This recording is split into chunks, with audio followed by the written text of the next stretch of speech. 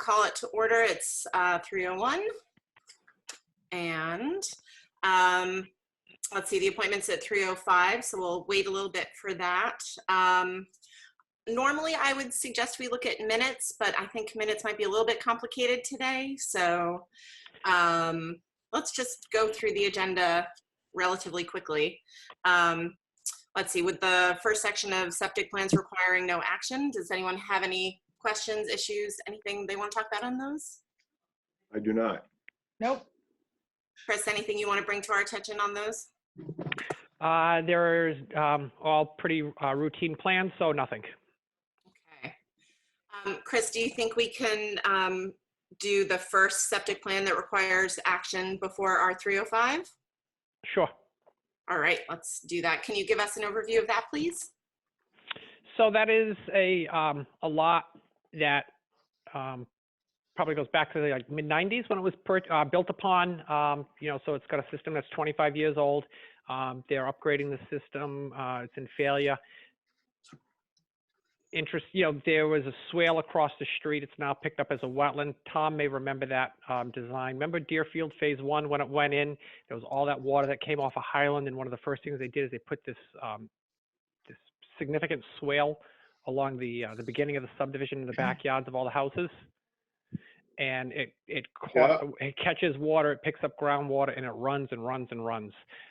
So it's now being picked up as a wetland. It was, it's drainage related. There's not much that they can do in terms of placing the system. It does dry out, and it's dry for. It doesn't run unless there's a rain event. So they're doing the Presby alternative system, and they. I believe they're also requesting a sieve analysis on that. It's as noted with the swale on the uphill side of the subdivision, and this lot is just across the street from that. They decided to do perks out there, and they couldn't get them. So all of the requests are appropriate.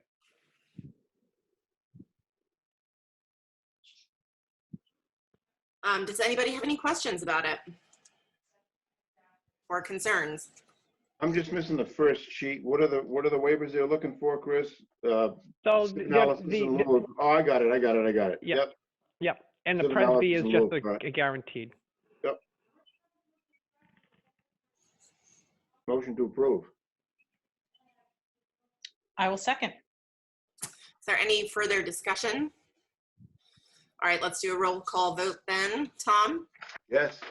Lynn? Yes. And I say yes as well. All right, thank you. Okay, 3:04. So, Chris, can we do the Abner Potter Way one? Sure. Can you give us an overview of that, please?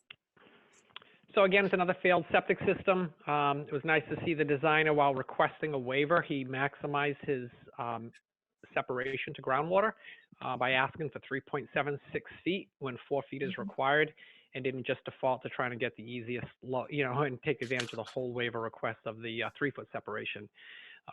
So that's his request, and he is asking that so that he can maintain gravity flow.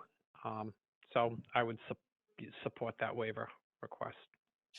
I notice he has the Westport Board of Health note on here, though. Oh, does he, about the hold harmless?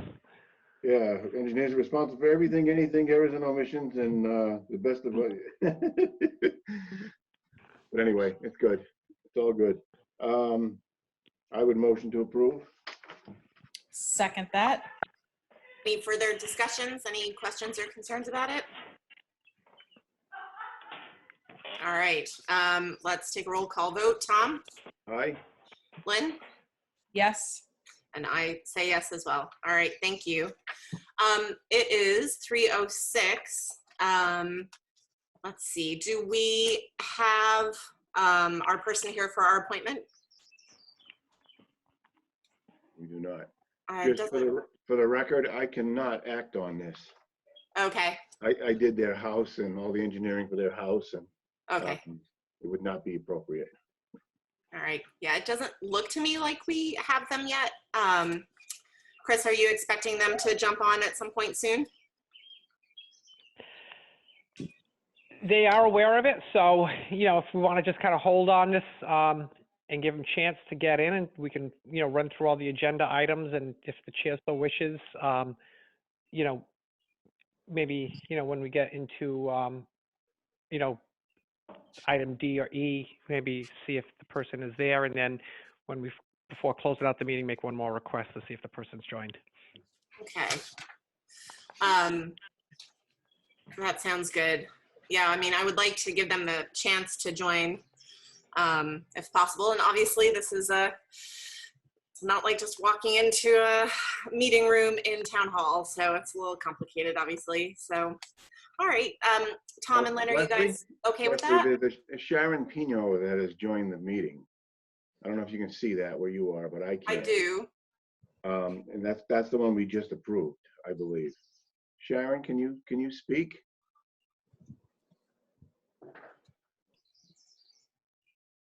I'm a little late. Can you hear me? I can. We can. Great. I'm so sorry. I thought you could click on your link directly, but you have to type the whole thing in.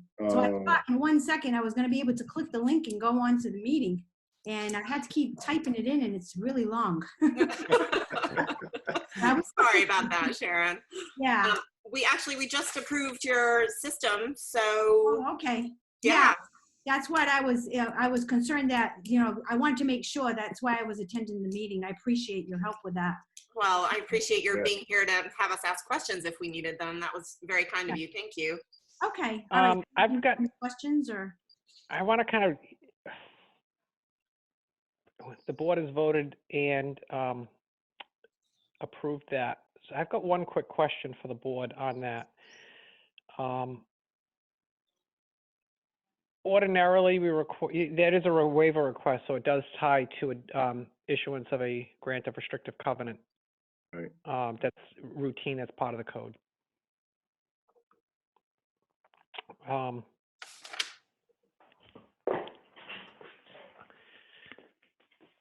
So I just wanted to just bring that to the board's attention now that the owner's on that document will be going out in the mail with the approval letter, and before the installer can pull the permit, that will be need to be signed, notarized, and recorded at the Bristol County Registry of Deeds, and then returned to this office. All right. Sharon, that sounds okay to you? Yes, no problem. Thank you. Okay, great. All right, good. So Chris, are you comfortable now? Yes, yeah, no, I just want, since she was on, I just wanted her to be aware of that, so when she gets it, and it is a template that we send out, so it's not as though that you have to create this document. All right, great. Well, Sharon, thank you for joining us. I really, really appreciate it. Okay, thank you very much for your attention with this matter. I appreciate it. Our pleasure. Have a great weekend. You too. Stay well. All right. So I'm not seeing any sign of our appointment yet. So is it okay with you guys if we just keep moving forward? Sure. Good. All right. How about Flag Swamp Road, Chris?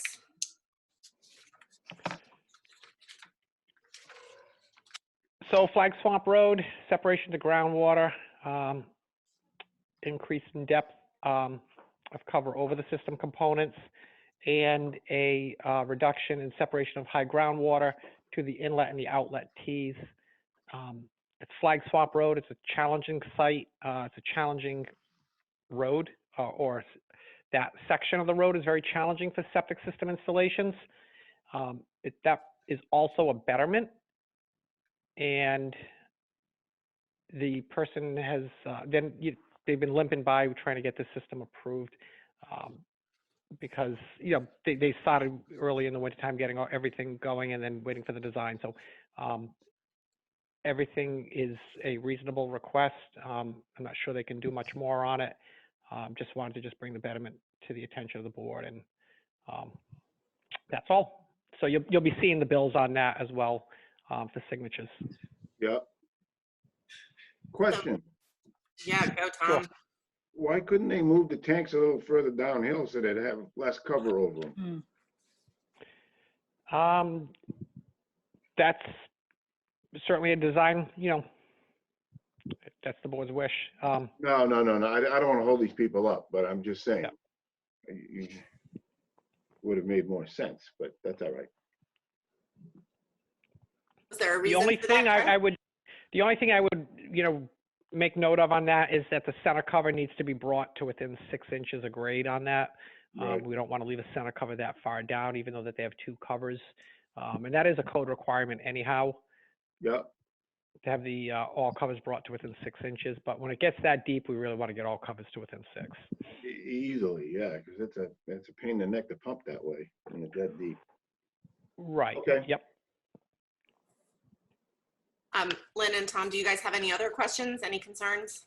No, reduction, separation of groundwater, separation of proposed tank inlets to the tank inlets to the high groundwater. That's okay too. Motion. Approve? Yeah, and we also need a covenant on this one as well. Correct. Did you make a motion, Lynn? I certainly did. I will second that. Any further discussion? All right, roll call vote. Tom, Aye. Lynn, Yes. and I say yes as well. All right, thank you. Let's see, so for the betterment, Chris, do you need anything from us on that? So we put that on as an agenda item. We will create, so you can see it. I believe it's reserving $30,000 for the installation cost. The owner paid for, I believe, the engineering. So we will work on the form and coordinating with the respective members to get all the signatures so that that can get recorded at the Registry of Deeds. So we'll be in contact with you, but ordinarily we put this on and then, we have the signatures, but in this case here, with this unique meeting type, we still put it on anyhow and we'll be in touch to coordinate. Chris, Right. can I ask a question? Yes. Leslie, can I ask a question? Yes, of course. So there's 3 proposals here. Does he have to take the low bid? So as far as the proposals, he does have to take the low bid, but if the bid is not a licensed installer and we have to award, we can only pay to a licensed installer. So if, some of those names on there are not licensed, that I'm aware of, at least at this point in time, maybe they were licensed in the past. So if they don't get licensed, then we can't issue the permit, and you can't have proxy permits. So you can't you work under somebody's permit and then we issue a betterment check. No, whoever pulls the permit has to be licensed. So, Right. while we have 3 bids at this time, we've got to make sure that the low bid is licensed. And if not, then he's going to have to seek another bid from somebody else and then pick the low bid from there. Well, the low bid is considerably low from the other 2. Mm-hmm. And Yeah. I'm a little concerned as to who that person is, but I guess they're back in business. Okay, Okay. that was my only question. Yes. Okay. No problem. So you're gonna Alright. go ahead and put together the betterment, correct? And we'll sign that. Grant of restrictive covenant, the betterment agreement, and that will get recorded. And then once that's recorded, then we'll be able to progress, and as well as the grant of restrictive covenant. Right, okay, Following those 2 actions or recordings, then we would be able to, see what the owner's wishes are in terms of who the owner would like to proceed with. And then if that person is not licensed or does not get licensed, then he'll have to solicit more bids so that we have 3 bids from licensed installers and or 3 bids from installers, and the person getting the lowest bid is licensed, and then we can proceed. All right. Are you good, Tom? I am, thank you. All right. And I just want to double check that there is still nobody on this call for our animal permit application and hearing. All right. Okay, the next betterment, Chris, the one on Evergreen Street. Yes. So the same thing, just bringing that to the board's attention. We'll get the document. We'll coordinate with the respective board members individually to get the signatures so that can get recorded. All right, any questions on that, you guys? Nope. Okay, Chris, you want to give us an overview of the carryover of vacation and time issue for you guys? Yep, so it's just pretty much usually we take care of this in June, just before the conclusion of the fiscal year. However, this year has been an very unusual year with two significant unexpected work tasks between the RFI and the COVID-19, which is, certainly the COVID-19 has impacted the use of vacation time accrual in and of itself, that we wouldn't need to make this request to carry over that amount of time. So it's certainly going to require some discussions. I wanted to do it early because I need to know where I should be going. I don't think it would be appropriate to be taken off any time right now between now and the end of the fiscal year with what's going on. But I hate to lose the time as well. If this COVID wasn't going on, we certainly would be within our windows of where we need to be for rollover of time. But vacations were canceled. Chris, is there a amount of time that can be rolled over, or can you roll everything over, or is only a certain amount allowed? Only a certain amount. So, so 120 for me on the vacation and 40 on the DTA for vacation. Okay.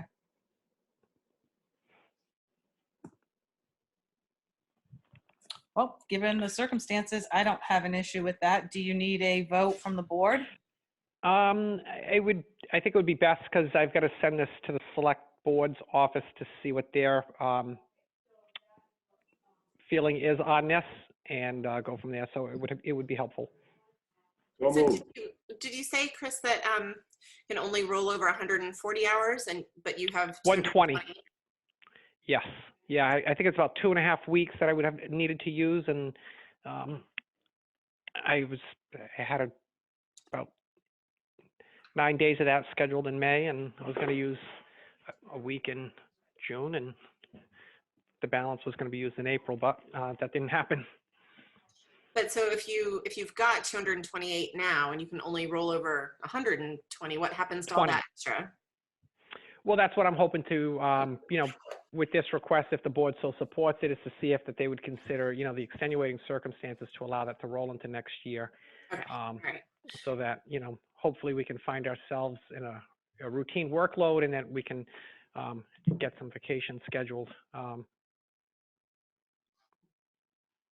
Have you spoken to either Sean or Greg about this? Do you have any sense of what the select board and the, what people think of this? I've, only lightly mentioned it, but, mentioning, in all fairness to anyone, mentioning and then, putting something in writing, I think are two very different matters, because now you get something tangible to see and act on. Mm-hmm. And so, let's say we roll over your 228 hours.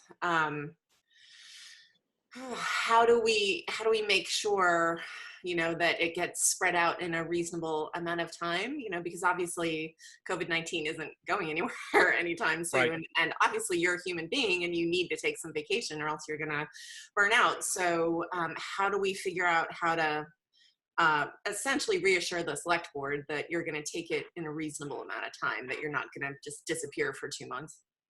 Well, I think the fact that it hasn't been used, I think, speaks testament to that, and that ultimately, you could say nay. If I said, hey, I want to take 2 months off, that's going to be the board's decision. Yeah. I know when Wendy went to Nepal, I remember that was a special request. It was an extenuating circumstance, and that was Yeah, she something took a that she board brought to member the with her too. Yes, she did.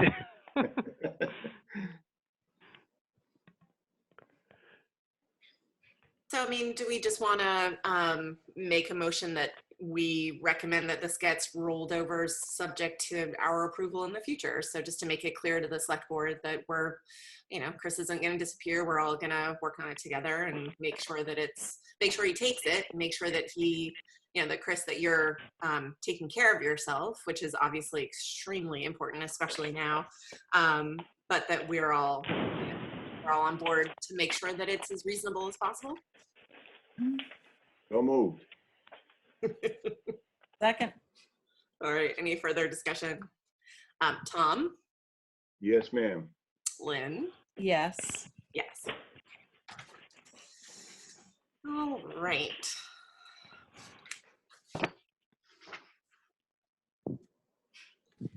And I know we just already voted on it, but Chris, just to make sure that it's only you and Donna, right? Nobody else has any Yeah. Yeah. extra? No, I've looked at all the balances for the year, and that is, everyone would be within the balances otherwise that the contracts provide for.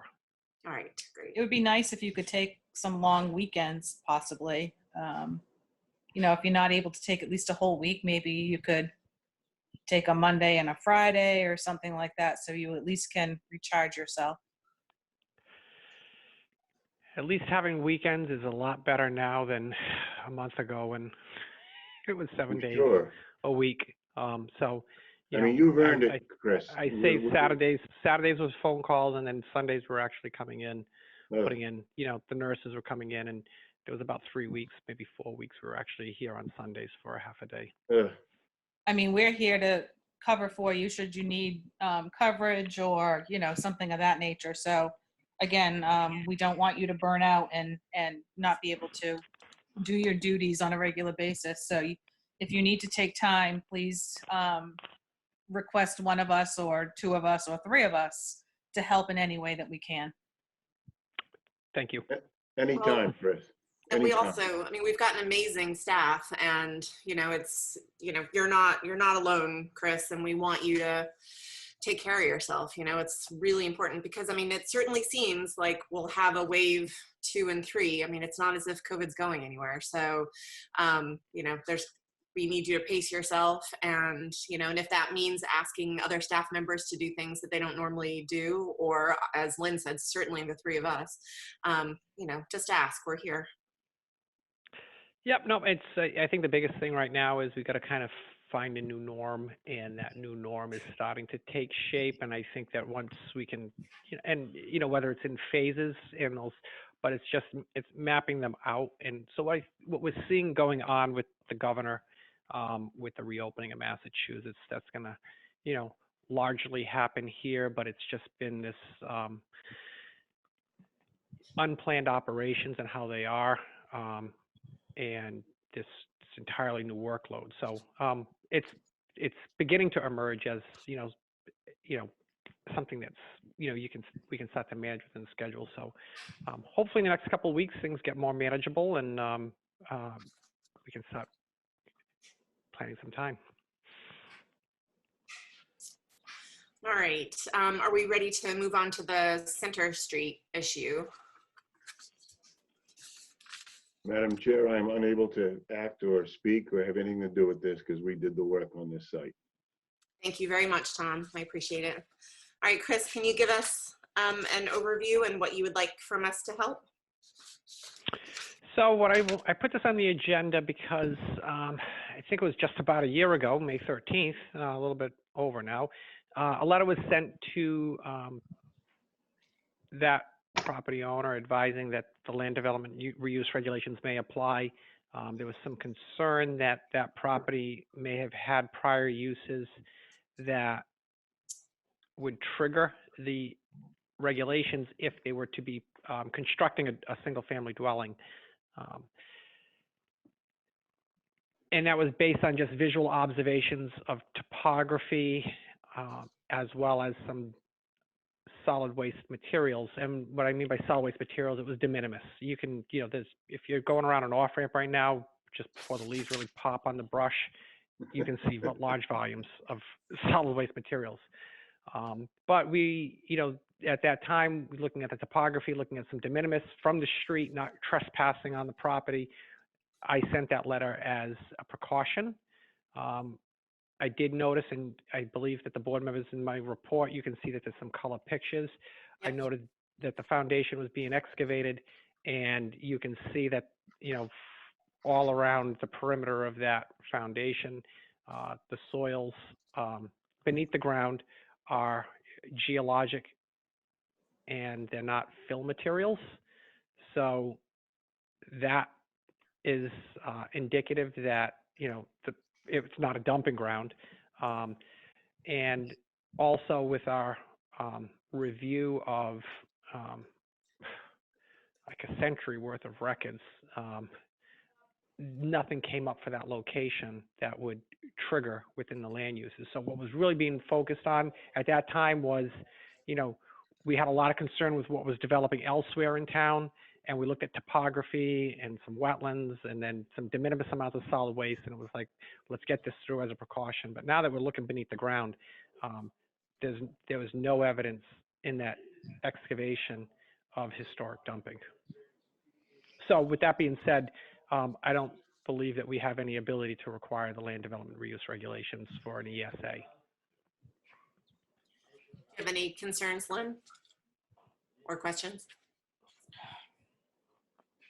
No, I just for the simple fact that it's in that area concerns me. Yeah, It's not within the study area, close by. but it's nearby. But what I can say is that if with concerns with historic dumping that predates the solid waste regulations that occurred, I don't know, it was around 1972, 1973. Any place could have historic dumping in Massachusetts. Certainly, the further east you go in Massachusetts, and the nearer you get to urban centers, it's certainly going to have more. I hate to say prevalence because it's not that widespread, but you run into that opportunity for it to turn up at any location, especially those in or adjacent to urban areas that were vacant prior to 1973 or 72. What do you think, Lynn? I guess we can't require it. I would just like to go on the record saying that, it's close to an area that, is being investigated. And I would hope that, if the homeowners or whoever is planning on building something here, would possibly do their due diligence to make sure that there is no contamination or nothing that's in that site. But that's all we can do, is just say it's near the site that we're investigating, and maybe we could not recommend, but suggest that further studies be done. What do you think of that, Chris? Does that feel like something we can do within our rights to make that suggestion?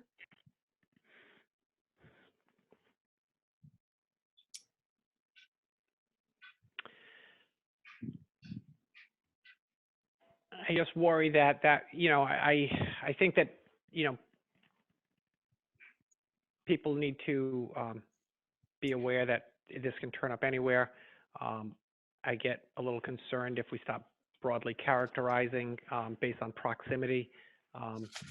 There can be areas that are far removed in town that may have historic dumping on them that predates site assignment. So I just don't want us to be liable as a board, 5-10 years down the road, that somebody says, this came before the Board of Health, and they didn't make a suggestion, they didn't do anything, and given the fact that that there is an issue nearby, they didn't even make a suggestion. So, whether it's just minutes that reflect that we suggest that they do some studies, I just don't want us as a board to be liable. Chris, I do have another question. So just to be totally clear, obviously I've not been to the site. I only have access to the information you've provided and the photos you've provided. But it's your understanding that essentially there was only trash there. I mean, you have no reason to believe that there's any actual solid waste materials. that's the reason why I stopped to look at the foundation excavation, is because that was really, surficial is, can result from a variety of deposition, events, whether it's littering, redeposition by road construction, But just you're- homeowner stockpiles. But the subsurface conditions from what we call, when we start measuring the ground level, we call that zero, from zero down, in the profiles. And that's why I took the pictures for the board to be able to look at that. There was no indication of, filling with waste materials. But of course, you haven't looked on the entire property, right? I mean, that's the problem. That's what Lynn, I hear you in terms of your wanting to But make a suggestion. Yeah. So what we would, we would need evidence that it was a dumping ground. I think in order to assign that as a dumping ground, as one of the 40-something listed use types that trigger an ESA when you convert. And there's none of that. There's none of that. It was based on a visual observation from the public right of way. With we're looking at it last year. It was completely vegetated, leaves on the ground, and some irregular topography.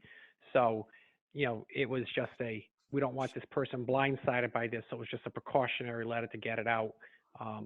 But certainly now that the property has been excavated, it's a lot more apparent that. There is, you wouldn't be able to call that a dumping ground with de minimis official materials. Well, where we already sent the initial letter, could we send a follow-up letter saying we're not requiring the site assignment? However, given the fact that, again, this is close to an area that we know has an issue, we are suggesting that they follow up. It's not mandatory, but we are making a suggestion. Would Would you like me to Chris, check with council on that? And if, I'm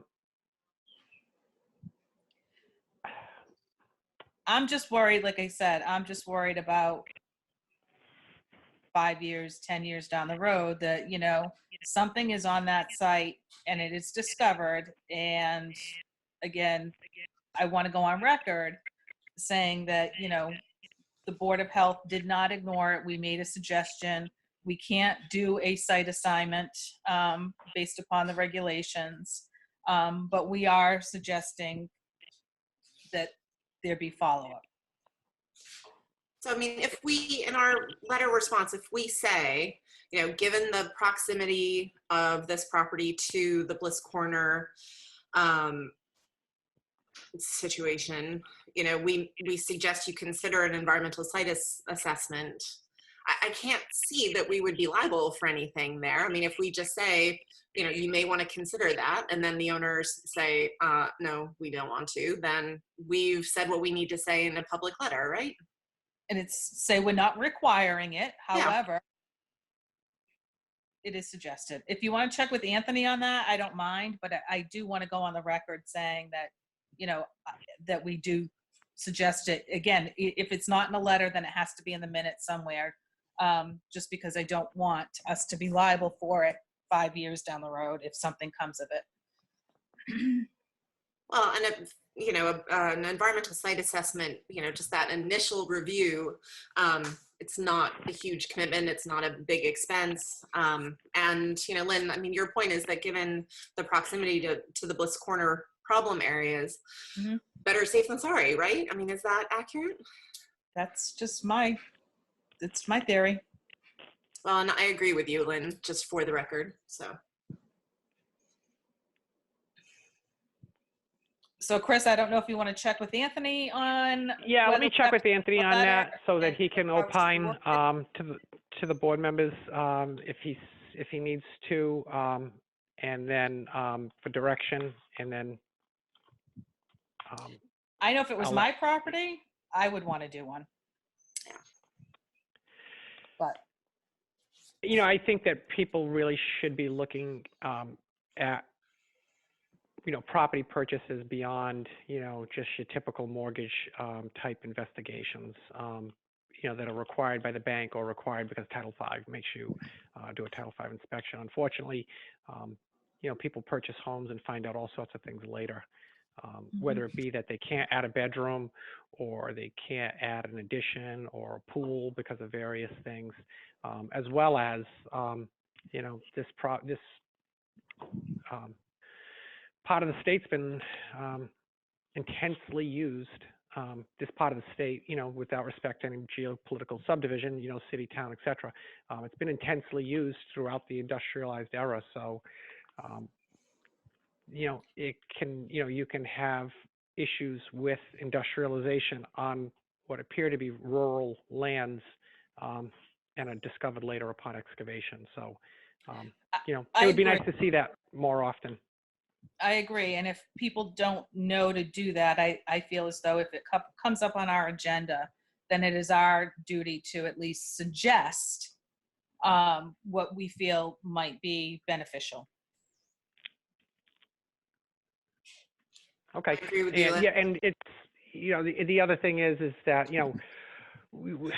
a number of years ago, people were, very critical because it was like, why is all this contaminated material coming out of one area of the state? And what we know is that, they're very good about characterization of soils. That we can, yes, they develop a lot, and we won't get into anything beyond that.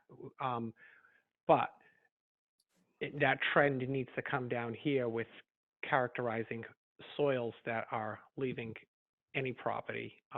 And that only happens by doing that initial investigation before any development. So, I think we may start to see that, begin to occur, but I don't think it's going to occur fast enough yet. So Lynn, do you want to make a motion that we suggest that they consider an environmental site assessment on the property? Or do we just want to have the record reflect our discussion? I would like to make a motion to have Chris check with Anthony to see what our obligations are or aren't. And like I said, I would like to go on the record saying that we suggest that given what we know about Bliss Corner and this close proximity, that, I think as a Board of Health, it would be foolish of us not to suggest that they go ahead and do this. I will second that. Any further discussion?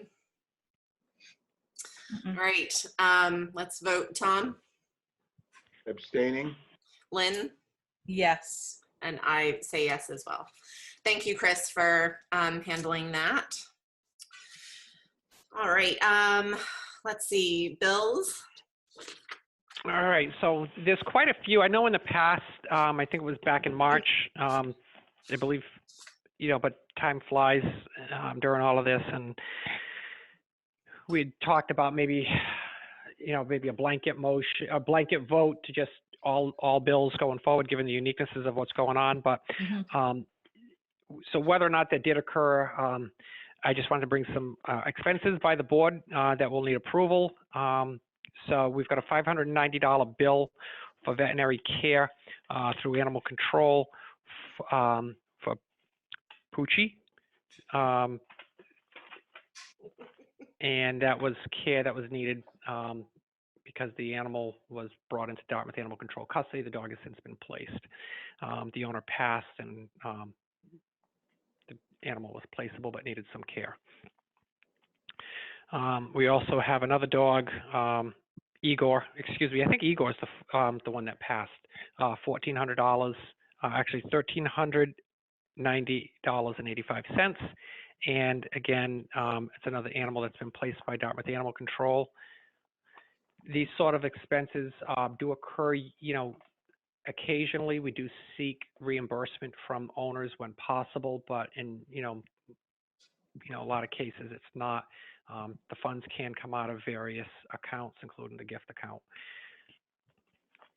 Can you explain the circumstances around that $1,300 bill and how it came to be the town's responsibility? So what happens is, if the animal control sees the dog as there can be a variety of circumstances. So, I'll just kind of, pick one from the past that I can think of, and I'm not sure which one it applies to, whether it's any of these or a prior one in the year, is that you might have an owner that passes, the next of kin surrenders the dog because they have no interest in the dog at all. So rather than have the animal destroyed and put down, if animal control has gift accounts, they will then seek to have the animal treated for any conditions and then adopted out so that the animal isn't destroyed. And Is that what happened here? Was this a COVID case where an no, owner? not a COVID case. But I know that there was, in one of these two instances, the owner did pass, and I think the animal actually is referenced in the annual town report for animal control this year. And I think the animal was owned by one of our former, I think it was adopted. I think it's in foster care by a former assistant animal control officer from many, many years ago. And he's doing very, very well. If you saw the before and after pictures, it's amazing his recovery. So is that common procedure then if somebody passes away, next of kin, do they not take the animal to, say, Ventura Drive? They take it, and if they do take it to Ventura Drive, is the town responsible for those fees? I'm not sure how this works. So yeah, it gets kind of convoluted sometimes. Depending upon what happens when animal control gets the call, gaining access to the animal. It's something that ideally we always look to try to get. Sandy does a tremendous job with getting. Our shelter bills are unbelievably low, and we have very few animals that are not adopted. So the days of destruction are long gone. So we're not dealing with strays. So when we get these animals that kind of are caught in this quagmire with nobody that wants them and they're very placeable, that's where the gift accounts become very valuable, and some of the other grant accounts that she may have. And then sometimes using a little bit of, I think there's the veterinary line item account to stop these animals from being destroyed and, live out the remainder of their life. And sometimes it's even cats. There was that cat that was, it's also in the 2020 annual report, that cat that was found up at the Toyota dealership where they got the call for that. That was just a complete stray, and a horrible situation with that. And that animal's now been placed and would have succumbed to a very horrible death. Well, thank you for the explanation. All right, any other Sorry, I bills? can't be a little more specific on either of those two, but Sandy, they all start to morph into one. There's so many circumstances with each and every one of them. Any other bills, Chris? Yes. So I also have a bill for $85 to Signature Signs for ground stakes for COVID-related expenses. That's going to come out of a $20,000 grant that was provided to the town through one of the many Governor Baker bills with respects to COVID. I also have a $1,000 bill to Signature Signs for two-sided signs with respects to COVID that comes out of that $20,000 account as well. You may have seen some of those signs. We've had 3 different signs, actually 4 different signs that we've printed out. We also have another set of signs, a bill in the amount of $900, again, to Signature Signs. Those 2 bills for the signs, one ties to face mask signage for our retailers that we've given to the retailers. It says face coverings required for entry, Governor Baker's order, and then it has some language, some other language on it. So it's nice because it allows the retailers to post that sign in their place of business, and it's taken some of the stress off of them by saying, listen, this is what the governor's order is, and it's on a nice big 18 by 24 sign. The other signage that ties to the $1,000 bill is for some signs that we've just started to roll out with respects to the social distancing and the mask or face coverings that are required in public. So we're trying to get those out into some areas where people are frequently walking. So there's a whole bunch around the business district in the village, and we're starting to get them out. I know we gave a bunch out to some of the nature trail nonprofits. So, and we're going to be looking to get out more as we see areas. So we're going to be giving some to the the beaches, including DCR. Also have another bill to New England Interstate Water Pollution Control for the renewal of one of my required registrations for this upcoming renewal cycle. Unfortunately, I can't read. It doesn't say whether it's for my soil evaluators or by Title V system inspectors. That one's in the amount of $75. And then finally, I've got some bills here that tie to COVID-related expenses. They're just tracking through our office, seeing that, we're kind of, heading all of the COVID-related activities in town with maybe a few minor exceptions. So these are expenditures by other departments, but they do require a signature. So we've got one for trauma services. And it is $595. This was for early on in the COVID. We got a complaint about a large volume of PPE that was dumped alongside the road on Old Westport Road. And when I looked at it, it was clear that, yes, this was a bag full of PPE, masks, gowns, gloves, and that's not appropriate, to be just picked up by anyone. And we utilize that special services. Got a minor bill here for WB Mason for $20.87 for just office supplies. And then these final bills for COVID, and these all come out of dedicated COVID accounts. These are not coming out of the Board of Health's account, is for a variety of bills for the Council on Aging, for their efforts with elders and providing necessities. So we've got $530 for toilet tissue. This was early on. We've got, yep, it's amazing how that's become a commodity. $589.70, again, toilet tissue, disinfectant wipes, and Lysol.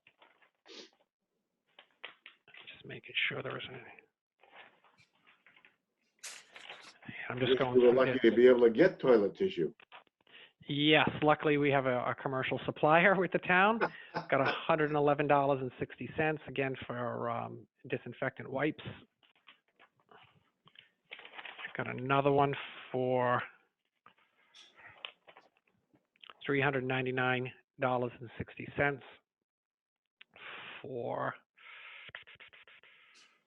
again for toilet tissue. Again, $609.36 for like paper towels and toilet tissue. Got another one for $399.60 toilet tissue.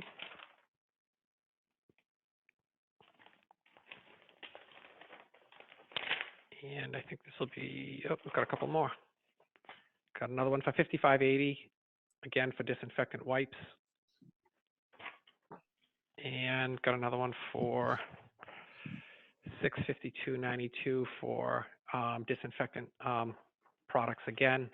And then two final bills, $336.31 for bottled water, and that would come out of the COVID account, and another one in the amount of $111.44 for more water, and that's coming out of the COVID account of the town and not the Board of Health. And that's it. I have one question. Shoot. Why did we have to buy toilet tissue? So the Council on Aging purchased toilet tissue as part of the COVID response of the town of Dartmouth to assist with residents' needs. There was a lot of concern throughout the month of April, and even still to this day, some of these paper products you cannot find on the shelves. They're very bare unless it's the less desirable brand. So we were trying to keep the residents, those that were most critical, to stop them from wandering from store to store looking for these necessities, and also they were getting calls from residents that lack these necessities. So these are efforts that are ongoing and similar in other communities. Okay. I'm not suggesting that you clandestinely were buying toilet tissue, Chris. No.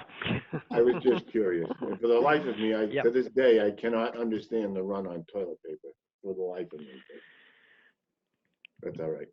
So But you're gonna need basically a all motion to, So the wipes and the toilet paper, the water, all that stuff is all for COA that they then give to whomever needs it. Yeah. So while I say the COA, it's just kind of characterizing based on our routine functions. It's part of the town's COVID response. So we've all kind of taken up roles.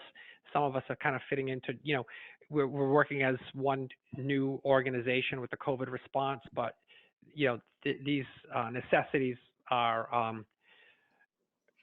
resources of that are stationed at the COA, and as they determine that there are needs within our community, they will distribute them. okay, Motion to have Chris sign the bills that he just all mentioned. all of them, right? Lynn? Yes, Yeah. all of them. Seconded. Any further discussion? All right, Tom, Yes. Lynn, Yes. and I am yes as well. All right. I do not see anyone new coming on to the call regarding the animal permit application. So what's the board's pleasure? What would you like to do about this? I So have there's issues. Oh, sorry. I'm sorry. Go ahead, Chris. So there's a couple of things. The board can vote and table it, and then require it for the next meeting, and we will definitely need to meet before July. I'd like to try to maybe pull something in the mid to third week, depending upon where things are with septic approvals. It is a rooster, so roosters can be contentious with neighbors. So if the board does not act on it to table it to the following meeting, then that would default approve.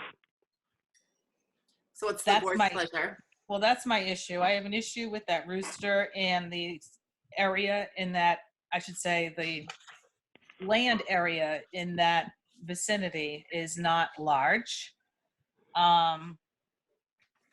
Is the rooster there now? I believe so, but I would have to check with Sandy. One of the difficulties we're having with these, the last couple since, April, is that we're all trying to stay apart, and I'm trying not to we're trying to keep our resources preserved. So that one, I check with Sandy. Are you okay? Yes, good, on the paper, but I'm trying to limit interaction. So that's one I can't say whether they have them there or not. I'm not positive. Were the abutters notified?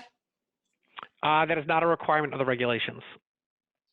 Tom, we can haven't you done remind that. me, are you not a part of this discussion? I cannot be a part of this discussion. Okay, all right, But the thank you. notification to abutters we stopped that a while ago when we changed our regs. I just have concern because these are new people that are moving into this neighborhood. So it's not as though the neighbors are used to their activity. I don't know how long the rooster has been there. I really would like to speak to the owner if that's possible. So I would make a motion to table this until our next meeting, if possible. One thing I do know, what I can say, is that some of the abutters are in the cemetery next door, so. Well, so I was going to ask you, Lynn, if you'd taken a look at the map, because looking at the map, they are surrounded by a huge chunk of wetlands and the cemetery. So, my feeling is that, we give them the permit and, we see if there's a problem, and if there's a problem with the rooster, then, then we ask them to get rid of it. But based on, and Chris, tell me if I'm looking at this wrong, but just based on the map, they've got the cemetery and then a ton of wetlands. And it looks like our ACO had recommended that they actually put the chicken coop in the way back of the Right. lot, close to the wetlands. So, it looks like, and the response was, sure, of course, I'll do that. So, my feeling is that there aren't houses on all sides. There's wetlands and there's a cemetery, and I feel like it's, and it's a pet. It's Pee-wee. So my Well- feeling is we should let them do it and see if there's a problem. And if there is, then we, then we reconsider. Well, then So there's two Right. things I just want to, so that the members are aware before. So the first is that if there are complaints, that we can't just jump to revocation. We do have that incremental process in the regulations that requires the mediation through the Ag Commission. And and an example of that was with Chase Road. So it can frustrate neighbors right away when we have to go through that incremental process to get to revocation of the permit. The other thing that the board can also consider is conditioning the permit, but we can't condition in such a manner that creates a regulation. In other words, we can't condition it such that if the rooster crows, it's gone. But what the board can do is to say, listen, this is how, if you want to keep a rooster, then it has to be indoors. It has to be indoors during, these times. And then if not, and it's causing a nuisance, then we can work through the process. So just wanted to make that known to the board. What do you think, Lynn? I just hate our past practice has been as a board that we typically have not allowed roosters because we know they can be a nuisance, which is why, again, I guess I would be up for conditioning the permit so that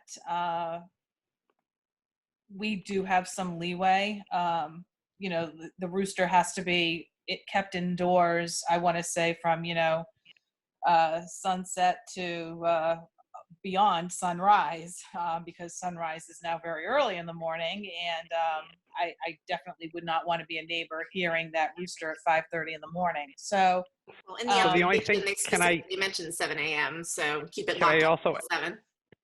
can I also just mention, if that's, the direction the board is discussing, just would like to add that let's make sure that the coop excludes light so that it's not crowing, and that the coop isn't just a coop that is keeping the rain off of the animals, but it's also a coop that is going to be solid sided, because what we want to make sure of is that the coop isn't like a 3-sided coop or a coop with wire windows, so that that sunlight's peering through there, and he's cock-a-doodle doing, and the noise is going out through the openings. So We I do know have some a people have been picture able. of the coop. We have a picture of the proposed coop in our packet, which it Right. looks like wicked fancy and would certainly keep out light.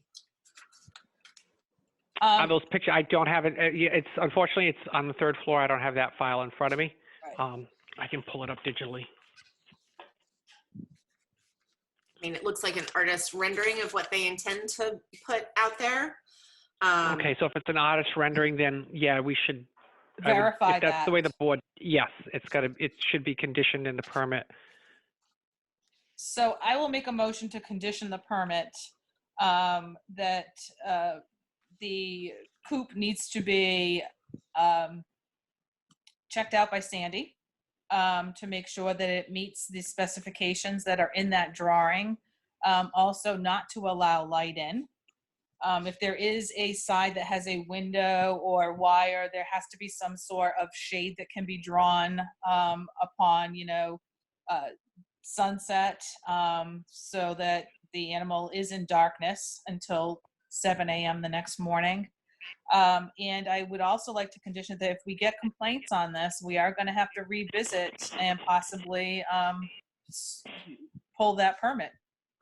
Can we do a 6-month temporary conditional permit? Well, 6 months, we're, for all intents and purposes, we're 5 months through the year, so I think it would probably make it a lot more manageable for us if we just kind of let it, because it runs through the end of the calendar year, so Okay. 6 months, 7 months, it'll, 7 months. Okay. yeah, it's all going to be, it's just a month apart, so. I have no problem with that then. I'll second your motion. What further discussion? Chris, does that all sound reasonable to you? Yes, it does. Okay. All right, let's vote. Lynn, Yes. Tom, Abstaining?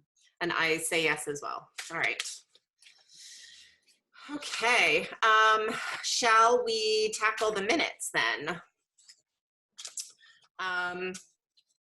Can we start with, let's see, the February ones? Did those come again attached? Do I have those? I didn't have them I again don't have them attached. either. I don't have them either. I would really need those to be resent if possible. I'm willing to look at the April 24th minutes, but I really need the others to be resent to me. I know that I made some corrections that I sent to Lindsay to be incorporated. So if we could have Lindsay resend those, I'd be happy to take a look at them. Sounds great. Let's table then the February and March ones and just take up the April ones then. Is that okay with you, Tom? You bet. Okay, cool. All right, first page of the April 24th minutes. Lynn, I don't have anything. Me either. what? Whoa, neither do I. Oh my gosh. Look at that. Wow. All right, page 2. I also have nothing. I don't have anything. I have a question for you guys. So normally we say something like all voting in favor after the end of a vote. And I would like to have the 2 votes on page 2 say that as well, if that's okay with you guys. Sure. Sure. All right, cool. That was all I had on 2. Anything on page 3? Negative. Nothing. Lynn, dude. Wow. All right. Shall we have a motion? So moved. Second. Tom? Aye. Lynn? Yes. And I say yes too. Okay. All right. Meeting schedule. So Chris, you mentioned that you're thinking, when were you thinking? Sorry. So I'm thinking somewhere around the middle of June. And again, given what's going on and the nearness of that meeting, only 3-4 weeks away, we'd be looking to do it in the same format with a remote teleconference Zoom style meeting. Do we want to try to set aside a date, or do we want to do what we've been doing and just try to figure it out via email closer to the time? So in the Friday afternoons for this Zoom style works really well for us here. So I'm not sure about the board members. So we could, tentatively look somewhere between maybe the 12th or the 19th. Yep. That's both are good for me. Lynn, Both what do are you fine think? with me. Yep, fine with me too.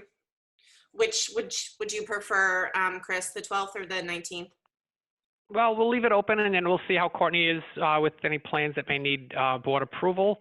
And if we don't have anything that's time sensitive, then we'll go out to the 19th and push it closer to the end of the fiscal year for those bills that need approval. All right, sounds good.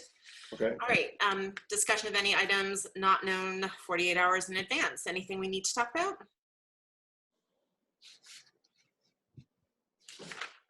I don't have anything. Chris, do you have anything? I do not have anything at this time. Nope. Tom and Lynn, you guys okay? Oh, yep. We're good. All right, anything The else? only thing I guess I'll mention, it's not an item for deliberation, discussion. I'm just going to be sending you an email individually with the press release on today's data for COVID cases. Good. So check for that shortly. Sounds good. Okay. Motion to adjourn. Second. All right, all in, nope, sorry. Tom? Aye. Lynn? Yes. Yes. All right, thank you all very much. Have a great weekend.